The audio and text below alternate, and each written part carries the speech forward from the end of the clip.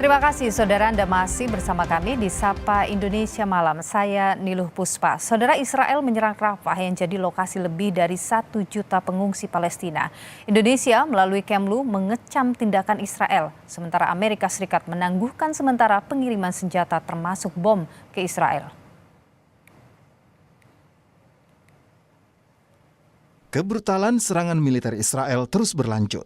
Awal pekan, Israel membombardir wilayah Rafah yang merupakan lokasi lebih dari 1 juta pengungsi Palestina. Pasukan Israel menyerang kota Rafah, darat maupun udara. Koridor perbatasan antara Rafah dan Mesir pun ikut dihancurkan.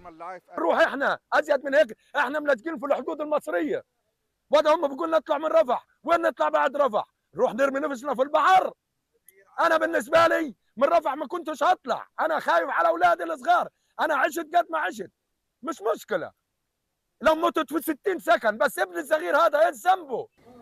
Pemerintah Indonesia melalui Kementerian Luar Negeri mengecam serangan militer Israel ke kota Rafah. Seruan Indonesia disampaikan Kemlu melalui akun media sosial X yang menyebut Indonesia mengecam keras serangan militer Israel atas kota Rafah di Gaza serta penguasaan atas perbatasan Rafah di sisi Palestina. Serangan Israel ke Rafah membuat Amerika Serikat menangguhkan pengiriman senjata ke Israel. Menteri Pertahanan Lloyd Austin menyebut, sejak awal Amerika Serikat sudah jelas menyatakan Israel tidak boleh melancarkan serangan besar ke Rafah tanpa memperhitungkan dan melindungi warga sipil di wilayah pertempuran. Again, I think we haven't made any decisions. We did pause as we reevaluated some of the security assistance that we're providing. Be clear, Senator, as you know, from the very beginning that Israel shouldn't launch a major attack in Rafah without accounting for and protecting the civilians that are in that battle space. Banyak warga Gaza bergantung pada penyeberangan perbatasan Rafah untuk bertahan hidup. Jarak Gaza dan Rafah yakni 38 km, sedangkan jarak Rafah ke perbatasan di Mesir hanya 2 km. Rafah menjadi tempat aman berlindung bagi warga Palestina saat konflik antara Israel dan Hamas meletus. Rafah menjadi gerbang menuju Mesir tanpa harus melewati pos Israel. Selain itu, Rafah juga menjadi pintu gerbang bantuan kemanusiaan yang masuk ke wilayah Gaza. Sejak konflik Israel dan Hamas meletus Oktober tahun lalu, jumlah warga Palestina yang meninggal mencapai 34.904 jiwa dan 78.514 jiwa luka-luka. Badan Amal Internasional Urusan Perempuan menyebut 70% korban adalah perempuan dan anak-anak.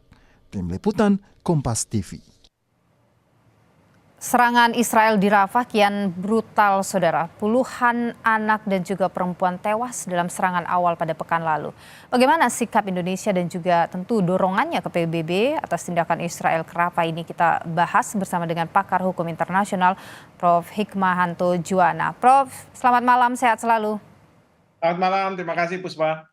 Ya, Prof, kalau kita lihat serangan yang dilakukan Israel ini kan semakin brutal ya. Ini lokasi pengungsian yang besar begitu di Rafah diserang sekarang. Apa sih yang sebenarnya Anda lihat jadi target utamanya Israel nih? Kenapa semakin brutal begini? Lagi-lagi 3 hal yang diinginkan oleh Israel. Pertama adalah pembebasan terhadap sandera. Karena Israel percaya bahwa sandera yang dipegang oleh Hamas, warga Israel, itu mungkin saja dibawa ke Rafah. Yang kedua adalah Israel menghendaki agar anasir-anasir Hamas di Gaza yang mungkin sekarang juga mencari perlindungan di Rafah, di pemukiman penduduk dan lain sebagainya, itu bisa dihilangkan. Karena menurut Israel, ada 1 batalion Hamas yang ada di Rafah. Dan yang ketiga adalah ingin menguasai Gaza, termasuk juga Rafah. Sehingga kalau dikuasai oleh Israel, maka dari Gaza tidak lagi harapannya akan ada serangan-serangan ke Israel. Jadi 3 hal itulah yang menjadi keinginan dari Israel. Kemarin memang akan ada kesepakatan gencatan senjata, namun Perdana Menteri Netanyahu mungkin berpikir bahwa kita sebentar lagi akan menang, kita sebentar lagi akan menguasai Gaza, kita sebentar lagi akan bisa membebaskan sandera. Sehingga beliau mengatakan bahwa ada ataupun tidak adanya kesepakatan gencatan senjata, beliau akan terus menyerang Oke. begitu. Oke, Hamas kan juga sebenarnya sudah setuju dengan gencatan senjata itu. Israel masih tetap ngotot begitu, Prof. Betul, yang seperti tadi saya katakan, mereka dalam situasi yang mengatakan bahwa sebentar lagi kita akan menang perang, sebentar Oke, lagi kita akan bisa menguasai. Jadi selalu dikatakan sebentar lagi, oke. walaupun ini akan sulit karena serangan udara sudah dilakukan. Sekarang ini Israel sedang siap-siap melakukan serangan darat dan Hmm. serangan darat ini yang akan banyak memakan korban karena tentara-tentara Israel bukannya tidak mungkin akan dihadapi oleh eh, pejuang-pejuang Hamas termasuk juga masyarakat di Rafah nantinya. Oke, Prof, ini kan kita tahu Joe Biden, Presiden Amerika Serikat mengambil satu tindakan dengan tidak mengirimkan lagi senjata ke Israel atas serangan yang dilakukan ke Rafah ini, begitu. Anda melihat ini adalah upaya serius dari kecaman serius begitu dari Amerika Serikat atau hanya lip service saja karena toh selama ini Amerika jadi sekutu atau teman baiknya Israel ini? Menurut saya ini upaya serius. Memang kita tahu bahwa pemerintah Amerika Serikat yang dihadapi oleh Joe Biden, dia menghadapi sebuah dilema. Di satu sisi tentu dia ingin agar Israel tidak melakukan serangan ke Rafah karena itu akan lebih banyak menyasar kepada penduduk sipil. Dan kita tahu sampai hari ini tadi sudah disampaikan hampir dari 34.000 orang yang meninggal akibat serangan yang dilakukan oleh Israel.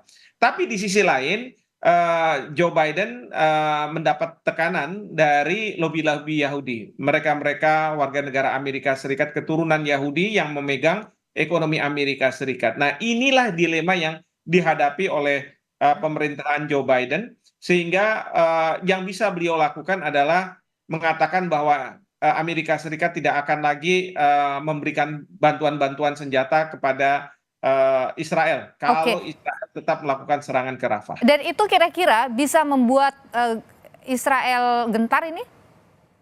Belum tentu juga. Kalau menurut saya Israel tidak akan gentar. Jadi saya beberapa kesempatan sampaikan bahwa yang akan membuat Israel gentar itu apabila Dewan Keamanan PBB kemarin sudah membuat resolusi tentang terkait dengan gencatan senjata, tetapi sekarang perlu ada resolusi Dewan Keamanan yang membentuk koalisi untuk dibentuknya pasukan multinasional. Pasukan multinasional ini yang akan menghadapi serangan yang dilakukan oleh Israel. Karena pada waktu Irak beberapa puluh tahun yang lalu menyerang Kuwait gitu ya, melakukan invasi, Amerika Serikat membentuk yang namanya multinational forces yang dimandatkan oleh Dewan Keamanan PBB, Amerika Serikat sebagai pemimpin. Nah, disitulah kemudian Irak bisa dipukul mundur. Nah, ini yang harus dilakukan. Tapi saya terus terang tidak yakin bahwa apa yang saya sampaikan ini akan diterima oleh Oke. Amerika Serikat karena Amerika Serikat akan mendapat tekanan dari lobi Yahudi. Oke, ya, ini kan sebenarnya banyak yang mengecam, negara-negara mengecam apa yang dilakukan oleh Israel, termasuk Indonesia juga mengecam. Kira-kira apa hal yang bisa dilakukan, dorongan seperti apa yang bisa dilakukan Indonesia untuk mendorong ini PBB mengambil langkah tegas ini, seperti yang mungkin Anda sebutkan tadi begitu, itu sebagai satu upaya untuk mencegah ini. Ya, jadi kalau misalnya Indonesia sudah melakukan kecaman, bahkan pemerintah juga sudah mendorong agar Perserikatan Bangsa-Bangsa melakukan tindakan, melakukan sidang darurat dan membahas masalah ini. Tapi saya yakin Amerika Serikat dengan hak vetonya, dia akan memveto apapun resolusi yang dikeluarkan oleh Dewan Keamanan PBB. Jadi sekarang posisi Indonesia, kalau boleh saya mengusulkan adalah pemerintah bekerja sama dengan negara-negara lain untuk membentuk apa yang saya sebut sebagai coalition of humanity. Jadi koalisi kemanusiaan, koalisi yang kita akan menghadapi serangan dari Israel. Dan di sini kita harus berinisiatif untuk mengundang Rusia, Cina, dan lain sebagainya Oke, di luar Cina juga Amerika. kemarin sudah mengambil langkah ya, Prof, bersama Betul Indonesia. sekali. Ya, ini kita harus kerjasamakan antar negara untuk memastikan bahwa pada saat Amerika Serikat tidak berkutik terhadap apa yang dilakukan oleh Israel karena lobi Yahudi, harus ada penyeimbang, harus ada kekuatan yang bisa membuat Israel gentar. Kita tentu tidak menghendaki bahwa koalisi ini akan melakukan serangan ke Israel, tetapi paling tidak koalisi ini akan membuat gentar Israel dan akan kemudian Israel menghentikan serangan. Meskipun yang paling efektif untuk bisa menyelesaikan ini semua adalah rakyat Israel menurunkan Perdana Menteri Netanyahu dari kursi kepemimpinannya. Oke. Jadi ini masalah adalah masalah Netanyahu yang ada di pemerintahan Israel yang melakukan serangan. Oke, tapi itu mungkin nggak, Prof? Kalau kita melihat pergolakan yang terjadi di Israel soal perang ini? Ya, mungkin saja. Karena masyarakat di Israel sekarang sudah mulai bertambah mereka yang menentang apa yang dilakukan oleh Perdana Menteri Netanyahu. Mereka mengatakan bahwa ini akan membahayakan Sandra, ini akan membahayakan warga Israel di seluruh dunia karena bukannya tidak mungkin mereka akan mendapat ancaman, mereka akan mendapat serangan ketika mereka ada di berbagai negara dan kemudian ada masyarakat yang melampiaskan kemarahan kepada Israel tapi ditujukan kepada mereka. Bahkan juga bukannya tidak mungkin mereka-mereka yang katakanlah kerabat dari Hamas ataupun mereka-mereka yang jadi korban itu ketika mereka bisa dewasa punya senjata, mereka akan terus menyerang Israel. Jadi menurut kelompok masyarakat ini, mereka menganggap bahwa apa yang dilakukan Netanyahu ini suatu kesalahan yang besar dan ini juga sudah disuarakan oleh oposisi di Israel. Dan yang kita harapkan adalah dunia terus membuat demo dan lain sebagainya, bahkan memviralkan kejadian-kejadian yang ada di Gaza agar rakyat Israel bisa paham. Karena selama ini informasi yang masuk ke rakyat Israel adalah versi versi dari pemerintah Israel. Baik. Nah, yang kita tidak heran bahwa Al Jazeera perangkatnya di sana dan sebagainya sekarang sudah diminta untuk keluar dari Gaza. Oke, baik, Prof. Hikmahanto Juwana, terima kasih atas pandangan Anda di Sapa Indonesia. Malam sehat selalu, Prof. Baik, terima kasih. Selamat malam.